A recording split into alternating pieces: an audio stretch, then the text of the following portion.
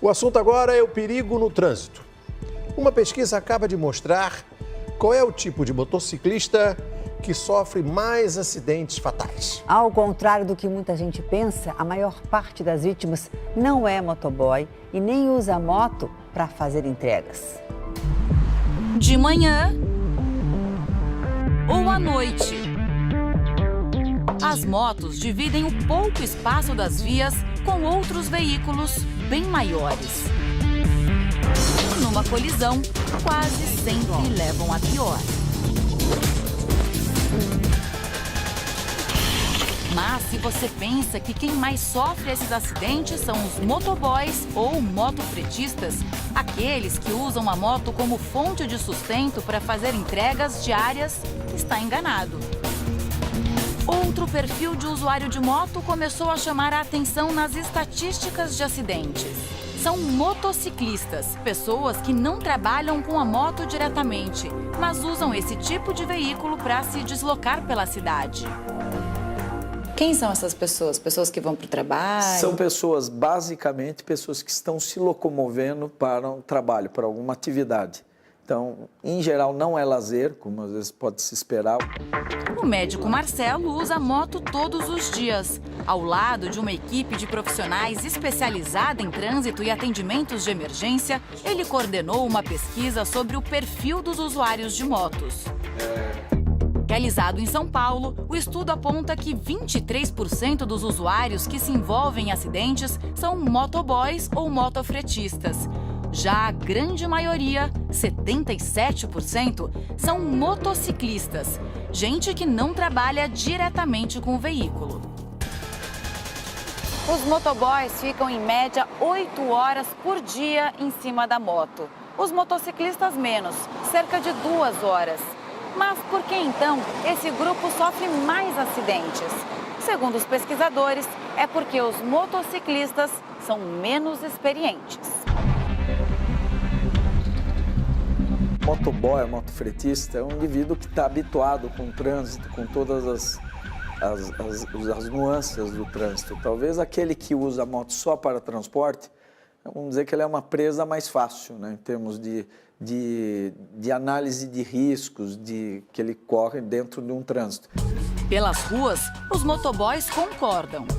A gente que é motofretista, a gente faz curso e tudo mais, então isso aí facilita a nossa situação de pilotar, né? Nós é mais experiente, eu acho que conforme você vai passando os anos, você vai aprendendo.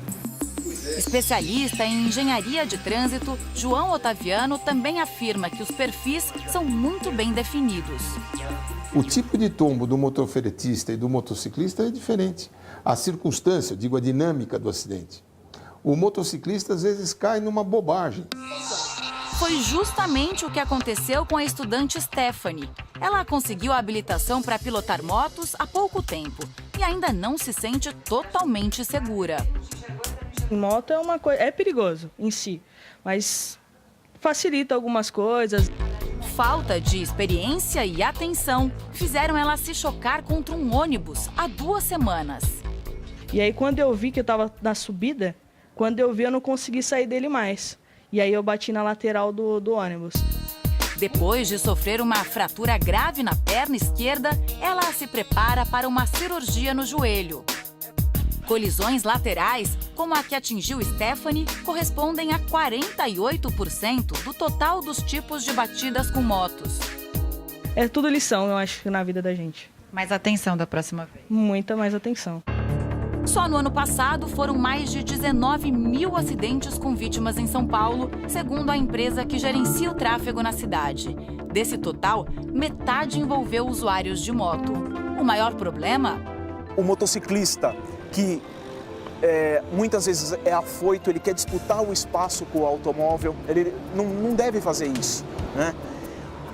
Ele anda em alta velocidade no corredor, o corredor tem que andar em baixa velocidade. O chamado corredor é aquele espaço entre as filas de carros numa via. Acho difícil alguém definir o que é o corredor. Hoje não existe nenhuma definição sobre velocidade no corredor, manobras que você possa fazer no corredor. Então, vamos dizer que é um vácuo. que existe.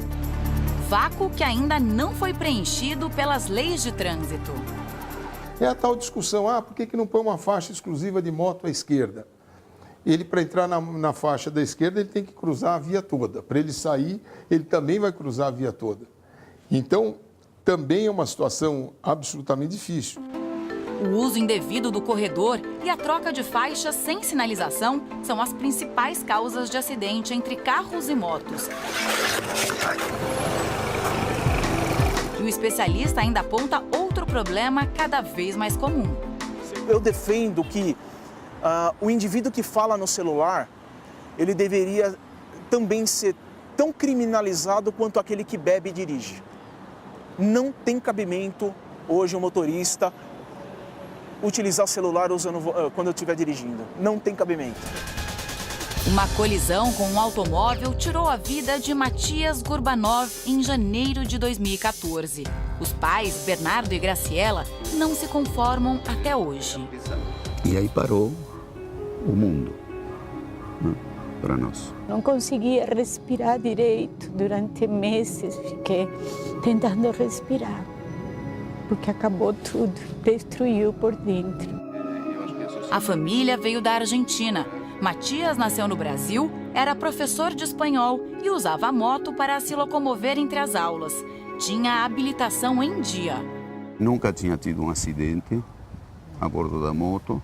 Era extremamente cuidadoso e extremamente atento às possíveis ocorrências que pudesse enfrentar no trânsito. Matias estava voltando para casa. Era aniversário da mãe.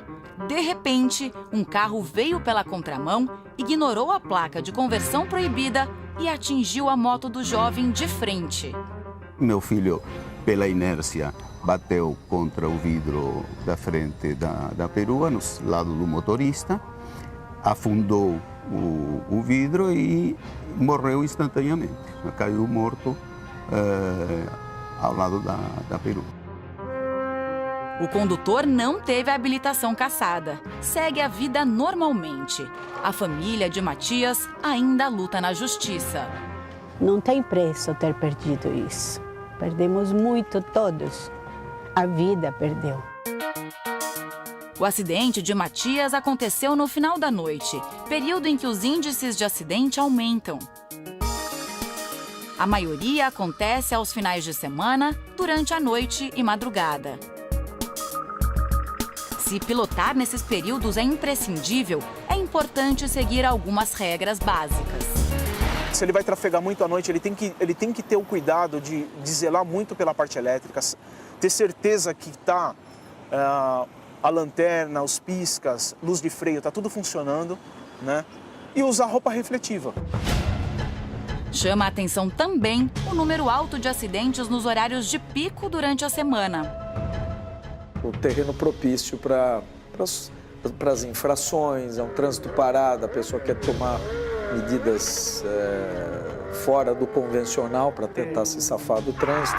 Então, em geral, segue esse curso, começo da manhã, final da tarde, mais ou menos. Há 5 anos, Márcia deixou o carro para trás e apostou na moto. A escolha se deu por pura praticidade. Depois que comprou a moto, a Márcia economizou bastante tempo para ir para o trabalho e voltar para casa. Antes, ela levava cerca de 1h30. Agora, com a moto, não gasta mais de 25 minutos para fazer o mesmo trajeto. Uma mudança também econômica. Com um tanque de combustível dessa moto, eu ando 15 dias. Quanto que o valor que eu encho o tanque dessa moto, uma ida e vinda do trabalho não é o suficiente de carro. São cerca de 30 quilômetros para ir de casa ao trabalho, todos os dias. E claro, acidentes já aconteceram. E a pessoa me pegou na traseira da moto, eu caí e me rendeu 2 pinos no dedo. Aos poucos, a experiência ajudou Márcia a se tornar uma motociclista mais confiante. A gente observa a roda do carro. Então, se você está no corredor, você vê um pequeno desnível, movimento da roda, eu já diminuo. Outro cuidado que Márcia segue direitinho. Sempre usa o traje de proteção, com jaqueta, luvas e capacete. Para este especialista, tem como ficar ainda mais protegido. Eu uso protetor de coluna, eu uso essa joelheira. Calçado sempre acima do tornozelo. Parece exagero, mas quem sofreu acidente sabe. Todo cuidado é pouco. É essencial o motociclista pode ir na padaria da esquina, ele tem que andar equipado.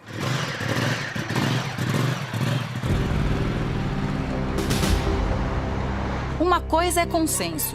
Para evitar cenas como essas, a postura de pilotos de moto e motoristas precisa mudar.